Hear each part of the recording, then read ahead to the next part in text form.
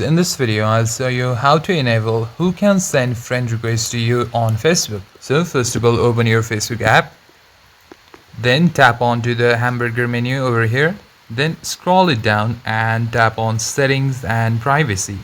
Now you need to tap on settings. Now scroll down a bit, and under audience and visibility you'll find an option called how people find and contact you over here. So make sure to tap on that, and over here you can find who can send you friend request. Now if you tap on your friends of friends, then only people that are friend to you and the other people that are friend to them can send you friend requests, and you will not get random friend requests.